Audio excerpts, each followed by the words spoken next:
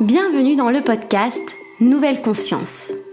Nous discuterons ensemble de projets, d'œuvres et d'acteurs vecteurs d'espoir pour l'édification d'un monde plus respectueux du vivant et de soi-même. Je suis Manon Sala et je chemine depuis longtemps pour comprendre le lien intrinsèque entre le bien-être individuel et l'élan du collectif. Je vous invite à me joindre dans ce jeu de pistes afin de semer ensemble les indices vers une nouvelle conscience.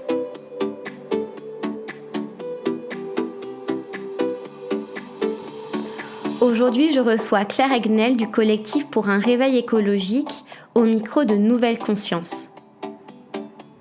Le collectif pour un réveil écologique est créé en 2018, suite à la démission de Nicolas Hulot du ministère de la Transition écologique et solidaire et au non-respect des accords de Paris par la classe politique française et internationale.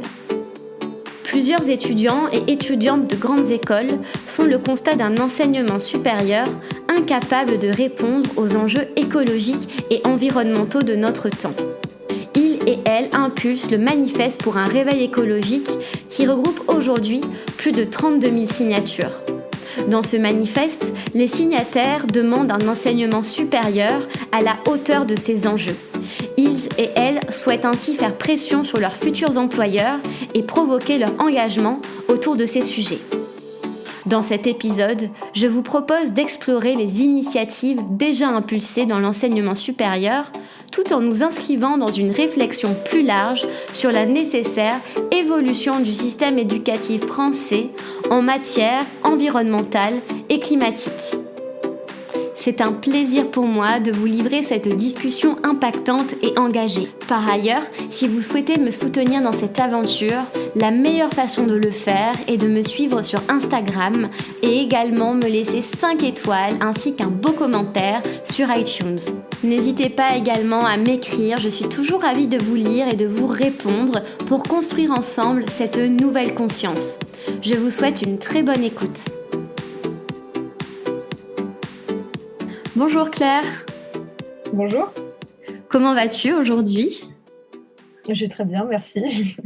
Donc Claire, aujourd'hui nous allons parler de ton engagement au sein du mouvement pour un réveil écologique. Mouvement qui est apparu à partir de 2018 avec la signature de ce manifeste. C'est bien ça ? Oui, c'est ça, pardon. C'est un mouvement qui est apparu en 2018 avec un manifeste qui s'appelait le Manifeste étudiant pour un réveil écologique, dans lequel on rappelle l'urgence écologique.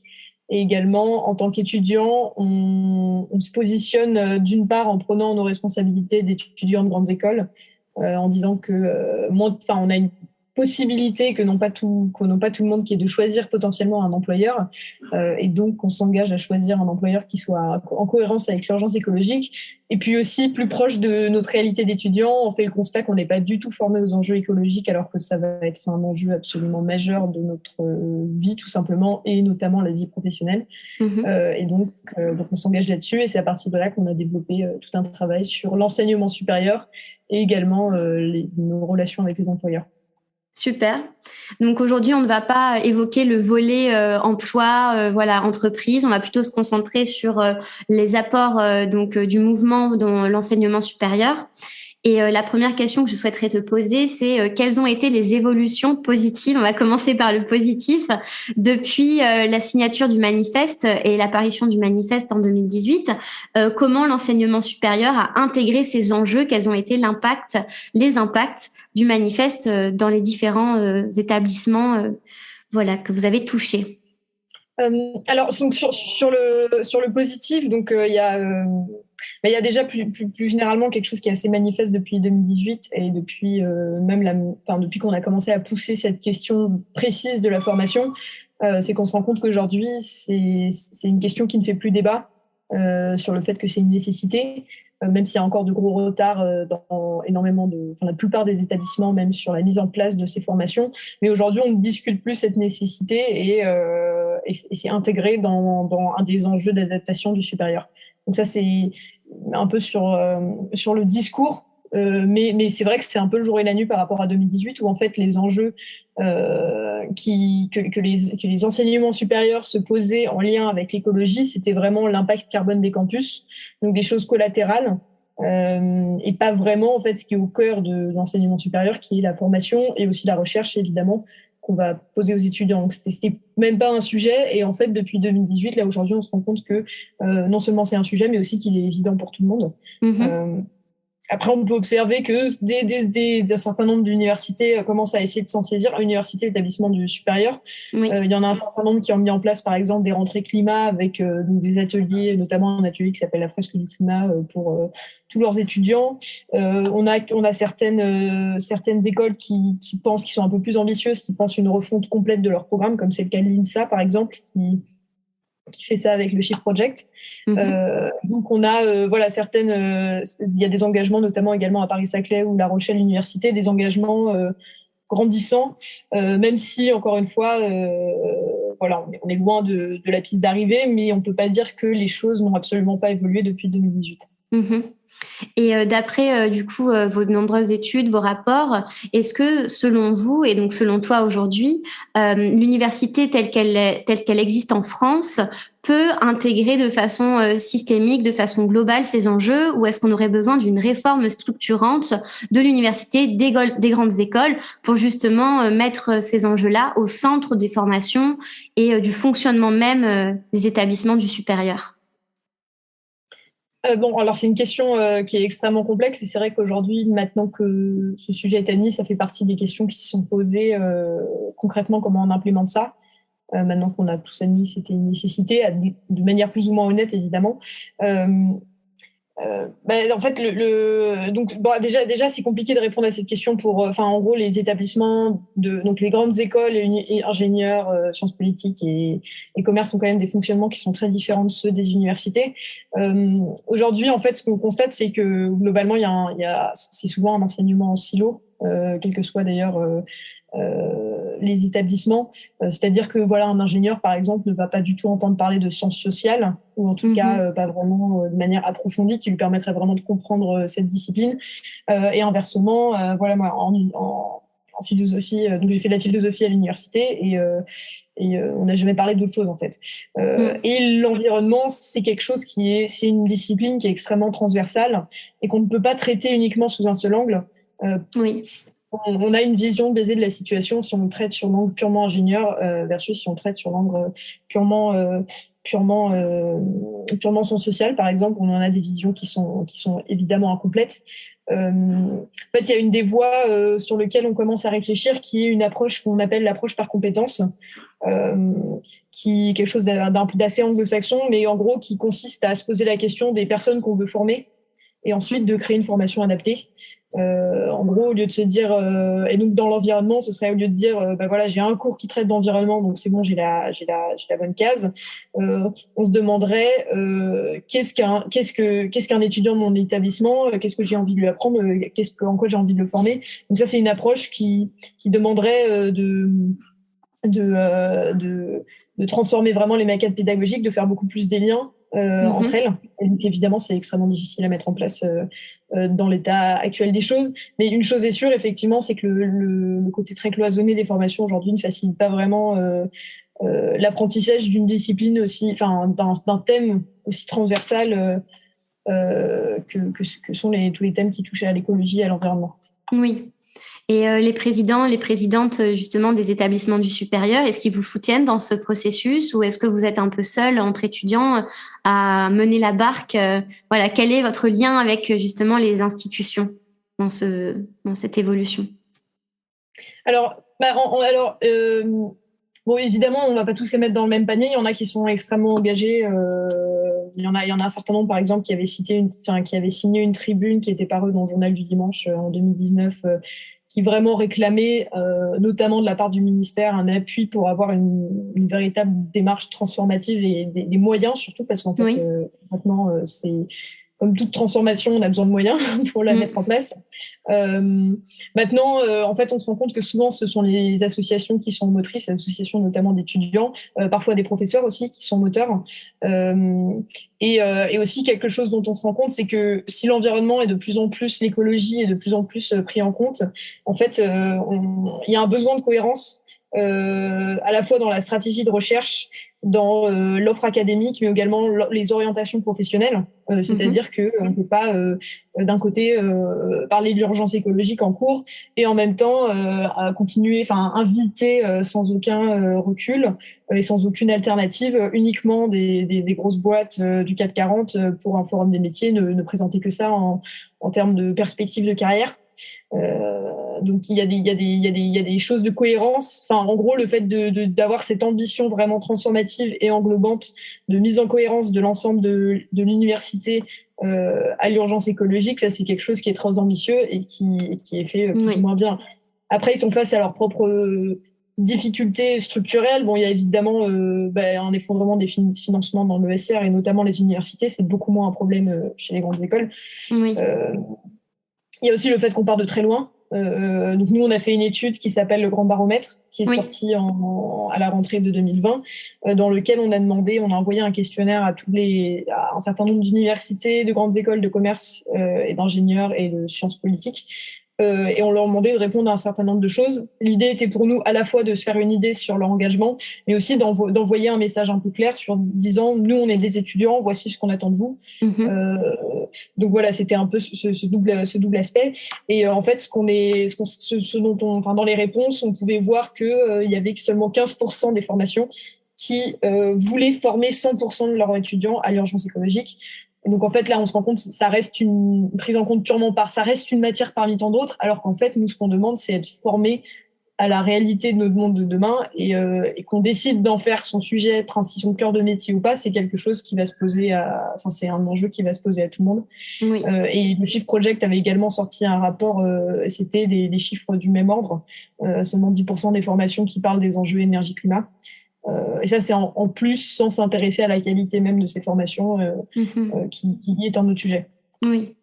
Voilà. Oui, ça, vous le dites souvent dans les conférences que vous proposez, c'est que finalement, c'est du pragmatisme et c'est du réalisme, justement, d'intégrer ces sujets-là. C'est pas de l'idéalisme. C'est pas un groupe d'individus isolés. Dans vos chiffres, donc, il y a 20% des élèves de l'IX, de Polytechnique, et 11% des élèves de HEC, par exemple, et de l'ESSEC, qui estiment, vouloir prendre en compte ces enjeux. Et donc, 32 000 étudiants qui ont signé votre manifeste aujourd'hui. Et comment, selon toi, expliquer cette dissonance entre d'un côté des élèves qui sont motivés, qui ont envie d'aller plus loin, et de l'autre un système qui peine à nous écouter et qui avance doucement, plus doucement que nous en tout cas. Alors non, mais c'est une excellente question, qui au final touche à la complexité même de l'urgence écologique. C'est vrai que le message qu'on raconte dans le manifeste, et je pense que c'est aussi pour ça qu'il a marché entre guillemets évidemment, mais t'as rappelé les statistiques dans certaines écoles. Ce que je trouve intéressant, c'est que c'est aussi des écoles qui sont souvent beaucoup moins politisées que d'autres, et qui ont souvent des engagements. C'était très très peu souvent des étudiants qui avaient déjà un engagement politique ou syndical ou associatif. Et c'est vrai que le message, en fait, il paraît limpide, il paraît évident, qui est de dire, on est en train de foncer dans le mur, et on parle pas de quelque chose qui est à un horizon de plusieurs générations, on parle de choses qui vont se passer de notre vivant, puisque les accords de Paris prennent 2050 comme objectif. Moi en 2050 j'aurai 52 ans, donc je serai a priori encore au milieu de ma carrière professionnelle. Donc évidemment dit comme ça, et ce qu'on demande en plus, c'est d'être formé à ces enjeux et de ne pas faire un travail qui soit contre-productif au moins. Donc ça peut paraître assez limpide, mais c'est vrai qu'en face, déjà je pense qu'il faut aussi, notamment, c'est pour ça qu'on parle d'enseignement, il y a quand même beaucoup de gens qui ne savent pas vraiment de quoi on parle, et je dis ça sans aucune prétention. C'est que moi j'avais aucune formation réelle à ces enjeux, c'est juste qu'à un moment je m'y suis intéressée, et j'ai dû creuser par moi-même, et c'est vrai que notamment les générations plus âgées au-dessus de nous, en fait, sont pas du tout formés à ces enjeux, et donc le mettre toujours dans la case RSE, donc responsabilité sociale, développement durable, donc un package qui comprend également des enjeux sociaux, d'égalité, etc., qui sont aussi extrêmement importants, mais qui doivent être traités différemment. Donc je pense qu'il y a un peu quelque chose qui est lié à la formation, et aussi tout simplement, si nous on a une revendication qui paraît extrêmement simple, en fait, dès qu'on la place dans un contexte aussi complexe que celui de l'enseignement supérieur, on se heurte à énormément de barrières culturelles, institutionnelles, dues au manque de moyens, etc. Donc ça fait que les choses peinent à avancer, évidemment. Oui. Et au-delà justement de ces barrières-là dont tu parlais, est-ce qu'il y a aussi des barrières dans la formation des enseignants? Parce que finalement, on a beaucoup d'experts peut-être de ces sujets, mais ce manque de transversalité, ils l'ont eux aussi connu en n'étant pas formés. Tu vois, c'est comme les dirigeants d'entreprise qui actuellement, bon, bien sûr, tout le monde n'est pas dans le même panier, mais qui n'ont peut-être pas une connaissance fine de ces sujets-là. Donc là, c'est un peu nous qui allons leur apporter. Mais est-ce que aussi tu crois que le problème, il vient de la part des enseignants qui n'ont pas, en tout cas de certains, bien sûr, qui n'ont pas une intégration de ces sujets-là, une compréhension assez globale, une finesse dans leur approche des enjeux environnementaux dans le supérieur? Ça c'est certain, et ça c'est évidemment certain, et encore une fois, c'est des sujets dont on parle beaucoup plus facilement à notre génération, donc forcément, ceux d'avant... et effectivement, la formation des enseignants, c'est quelque chose qui paraît assez évident. C'est un peu, on parle de former les étudiants, mais il faut des gens capables de les former, et mine de rien, ça manque. Ça, c'est encore un chiffre qu'on avait sorti du grand baromètre, qui était que il y a seulement 35% des établissements, avec des chiffres qui sont très disparates en fonction des types d'établissements. Je crois que c'était autour de 0 pour les universités, par exemple, qui vont former leurs étudiants, leurs enseignants, formés ou au moins sensibilisés aux enjeux écologiques. Et encore une fois, il faut voir dans quelle mesure ils le font, parce qu'il y en a qui vont encore parler comme d'un enjeu de communication. Oui. Vraiment pas aller dans la complexité de tout ce sujet. Donc non, évidemment, la formation des enseignants, c'est un sujet qui est capital. Et ensuite, là, on arrive sur un truc sans fin de qui forme les enseignants. Oui. C'est pas vous qui allez les former quand même. Enfin, c'est pas le but que ce soit les. Non, bien sûr, c'est pas le but. C'est vrai que toutes les choses qui peuvent être un peu, la fresque du climat que tu connais peut-être. Oui. Des conférences, des formats de conférences, ça fait partie des choses qui se font aujourd'hui, que des universités et établissements peuvent faire, et qui sont brandis avec beaucoup de fierté, et à raison, c'est toujours mieux, mais clairement, ça ne fera jamais le travail d'un enseignant qui prend le temps d'aborder le sujet avec ses élèves sur une séance. Et il y a cette question-là, il y a aussi la question en fait, de l'aborder entre guillemets dans toutes les matières. Bon, là, c'est là qu'on devient extrêmement ambitieux, évidemment, mais encore une fois, c'est pas un sujet qui doit être traité en silo, ne serait-ce que par cohérence, et les étudiants s'en rendent compte. D'ailleurs, moi, je suis dans un parcours spécialisé en politique environnementale, et les sujets et des cours qui ne traitaient pas de ces sujets, mais qui parlaient par exemple d'énergie, d'économie, etc., et qui ne traitaient pas de ces sujets, les étudiants s'en rendaient compte. Et très souvent, c'est une remarque ou lancer un débat. Donc c'est une cohérence qu'il faudrait, dans l'idéal, retrouver partout. Ne serait-ce parce qu'en plus, on ne veut pas que tout le monde devienne des spécialistes de l'écologie, on veut que tout le monde, dans son métier, soit capable de se saisir de ces enjeux, de comprendre comment ça l'impacte, et de comprendre comment lui-même peut réduire son impact. Oui. Et donc, au final, j'ai l'impression que la source, c'est même avant l'enseignement supérieur. Ce serait commencer même plus tôt pour distiller, en fait, ces informations depuis peut-être l'entrée à l'école primaire. Donc, pour arriver dans le supérieur, justement, en ayant un peu comme un socle commun, tu vois, sur toute notre scolarité, sur ce qu'est le réchauffement climatique, le développement durable. Voilà. Ouais. Oui, dans l'idéal, évidemment, ça on parle, si on réfléchit, si on continue à réfléchir dans le meilleur des mondes, moi, évidemment. Et avant, et ça c'est des associations, notamment You for Climate en France, des regroupements locaux du You for Climate qui travaillent là-dessus, d'autres associations. C'est vrai que nous, c'est moins exactement ce qu'on fait, mais évidemment, c'est quelque chose qui devrait être abordé dès le début. Oui. C'est vrai qu'on a encore dans les manuels de SVT des aberrations comme des encadrés qui parlent du réchauffement climatique en disant il y a des hypothèses qui disent que c'est l'homme et ses activités, il y en a d'autres qui se disent que c'est les cycles solaires. Oh là là. Voilà, on trouve avec des trucs un peu arriérés qui, mine de rien, sont assez éloquents sur déjà la formation des enseignants, encore une fois, et puis du chemin qui reste à faire.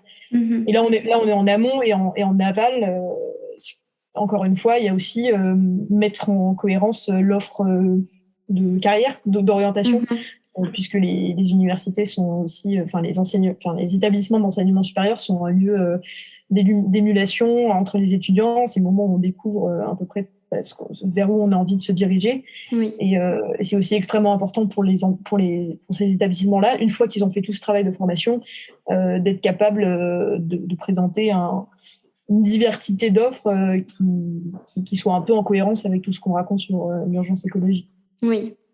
Et est-ce que justement ces enjeux-là sont comptabilisés dans le grand baromètre ? Est-ce que quelles sont un peu les modalités d'action que vous avez relevées dans le grand baromètre ? Quelles sont pour l'instant, à l'heure actuelle, les différentes thématiques d'engagement des établissements de l'enseignement supérieur qui correspondent à la prise en compte de ce sujet? Alors oui, non, sur les choses que tu as citées en dernier, donc la rénovation énergétique des bâtiments, le tri sélectif, donc tout ce qui va s'intéresser plus au volet impact du campus, ça c'est un sujet qui est vraiment antérieur à 2018, qui est présent à peu près dans tous les établissements. En tout cas, c'est quelque chose qui est beaucoup plus instinctif. Et c'est vrai que quand on parle d'écologie à l'université, c'est à ça qu'on pense en premier. De la même manière que dans les entreprises, quand on parle d'écologie, souvent ils pensent à faut utiliser moins de papier dans l'imprimante et il faut avoir des gobelets en carton. Oui. Donc voilà, c'est la première étape. Mais encore une fois, le cœur de l'activité, de ce que fait un établissement de formation, c'est de former des esprits de demain. Enfin, pour utiliser une formule extrêmement bateau. Et donc c'est à ça qu'on a envie de s'intéresser en premier lieu. Et pour le coup, c'est vrai que voilà, on ne peut pas dire sans être un peu malhonnête que ces enjeux ne sont pas de plus en plus pris en compte à des degrés très variables. Mais encore une fois, on se heurte quand même à certains problèmes, notamment ce côté très en silo et très spécialisant des enjeux écologiques, c'est-à-dire que c'est très rare quand même aujourd'hui les formations, comme j'ai dit, pour qui c'est obligatoire. Oui. Enfin, qui rendent obligatoire à tous leurs étudiants d'aborder ces sujets-là, même un peu. Il y a aussi un manque de moyens humains et financiers. Donc après, c'est à relativiser. Par exemple, il y a 61% des établissements répondants qui avaient au moins un équivalent temps partiel qui était spécialement dédié à ces enjeux. Donc ça, c'était déjà un indice. Mais encore une fois, en fait, c'est quelque chose qui manque, des moyens financiers et surtout de l'intelligence aussi, parce que tout reste à construire. Encore une fois, comment on forme les étudiants, les enseignants, qu'est-ce qu'on leur raconte. Ça, c'est des choses qui sont encore à faire. Nous, on avait participé à un groupe de travail qui était porté par le campus de la transition, qui était sous le patronage du ministère de l'enseignement supérieur et qui visait à définir un livre blanc un peu de compétences à acquérir pour en gros aborder ces sujets-là de manière assez transversale. Donc voilà, c'est des travaux qui tout reste à faire, qui sont encore à faire. Oui, donc c'est un gros moment de création et d'anticipation là, dans l'enseignement supérieur pour partir de zéro et tout créer grâce à vos compétences notamment. Oui, sachant qu'on aimerait bien être rejoint par le gros de la troupe, oui. Les ministères aussi, les pouvoirs publics qui globalement ont surtout lancé des groupes de travail bénévoles qui peinent un peu à avancer, donc auxquels nous on participe. Donc et de la part des universités, que ce soit des sujets qui soient réellement pris en compte. Donc, oui. Et quels sont ces groupes de travail justement en ce moment? Quelles sont la suite des projets pour le collectif? Alors sur ces groupes de travail, donc il y en avait un que j'ai déjà mentionné sur le livre blanc avec le campus de la transition, qui était vraiment sur le fond.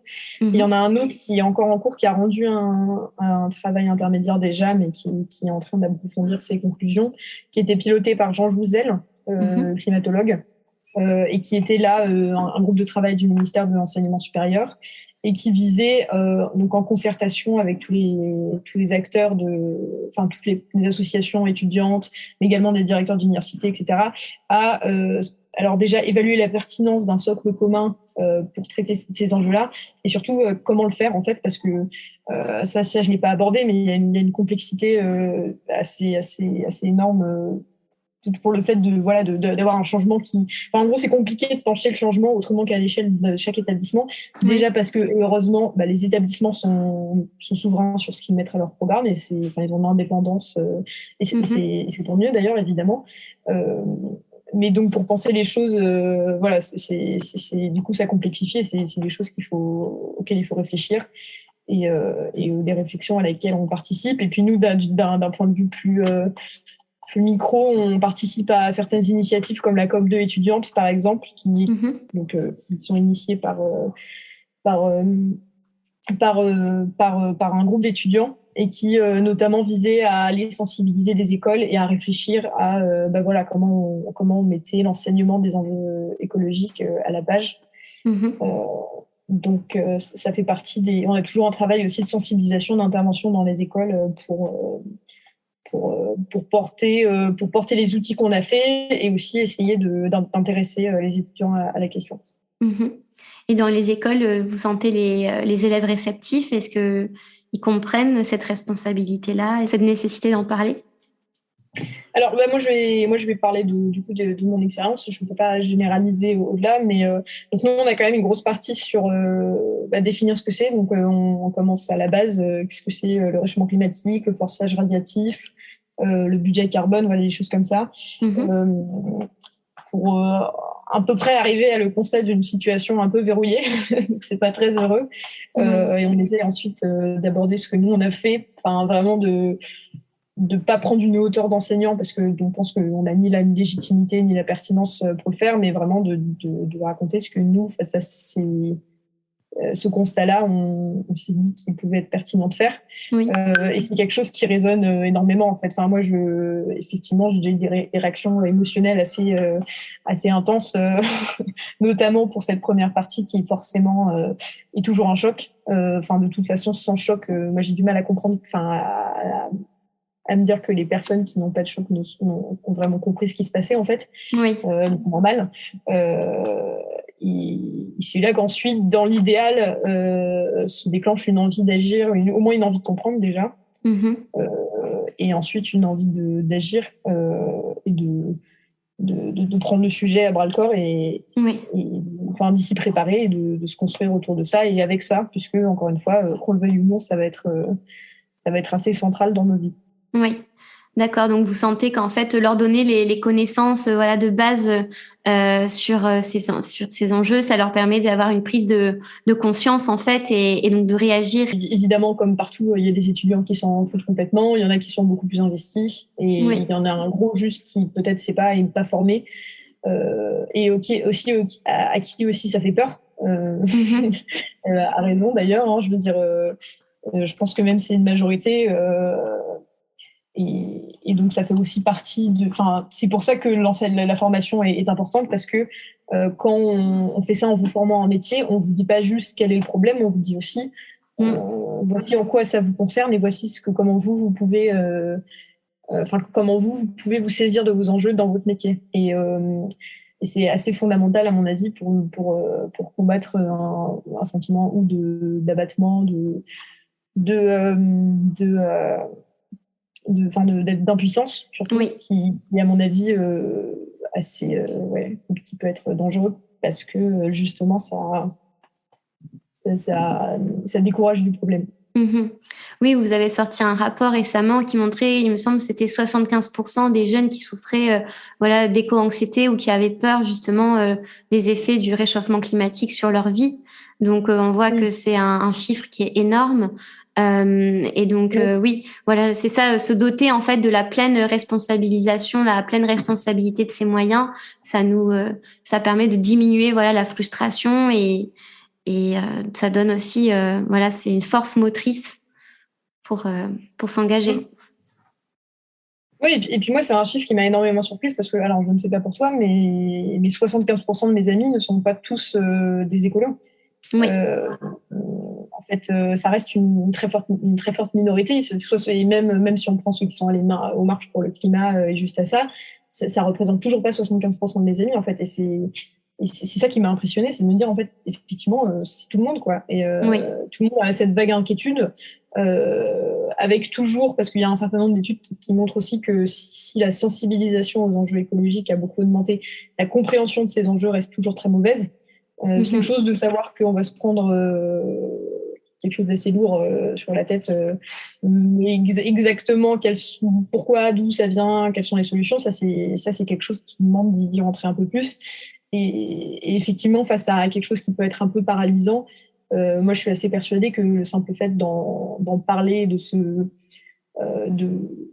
regrouper en action collective ou pas, c'est quelque chose qui libère. Enfin, en tout cas, moi, voilà, des fois, on a un peu l'impression que les associations écolos, c'est des thérapies de groupe.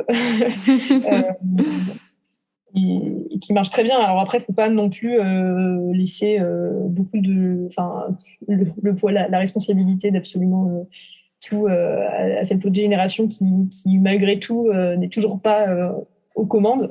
Oui, au poste pour bientôt. Voilà, c'est pour bientôt. Mais On arrive.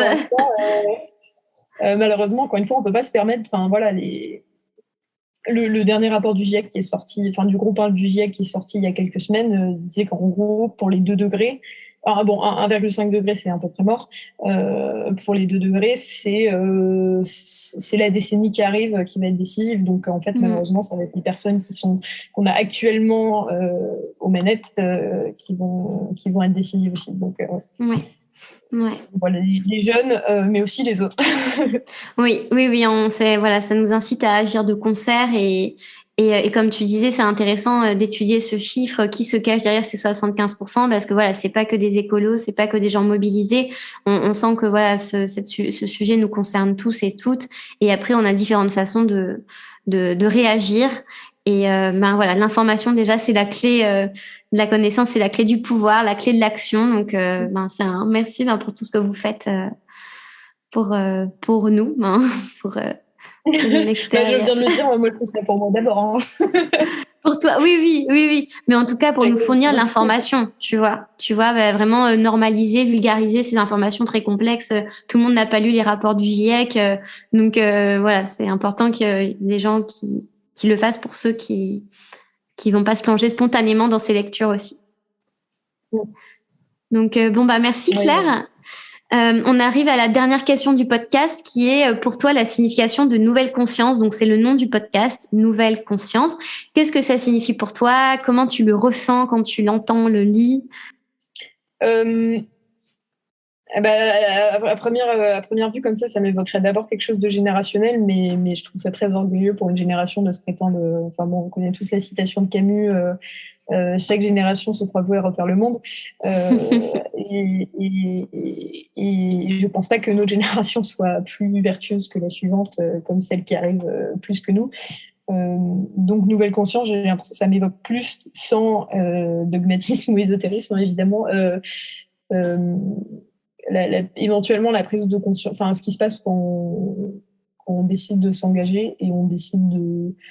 Enfin, déjà, alors là, en l'occurrence, pour l'écologie, qu'on comprend vraiment toute l'ampleur du problème et qu'il n'y a pas de solution facile. Du coup, je m'intéresserais plutôt à ce qui se passe quand on est dans un mouvement comme ça, au-delà de ce qu'on fait tout simplement, qui est se retrouver au centre d'une émulation qui est très souvent passionnante, de rencontres de points de vue aussi.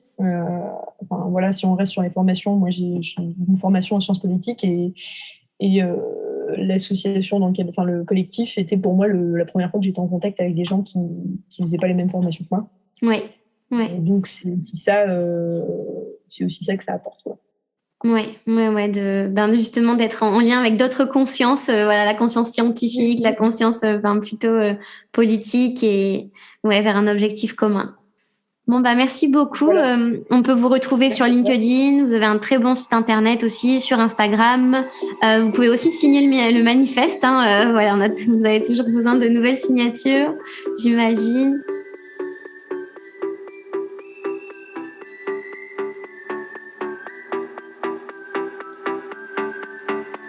Merci pour votre écoute. Si ce podcast vous a plu, la meilleure façon de le soutenir est de lui laisser 5 étoiles sur iTunes et sur Apple Podcasts. N'hésitez pas également à me laisser un commentaire et à me suivre sur la page Instagram Nouvelle Conscience Podcast. Vous pouvez aussi m'écrire. Je suis toujours ravie de vous lire, de vous répondre et de partager avec vous des idées, des réflexions autour de ce projet de Nouvelle Conscience. Je vous dis à la semaine prochaine. En attendant, prenez soin de vous et à bientôt.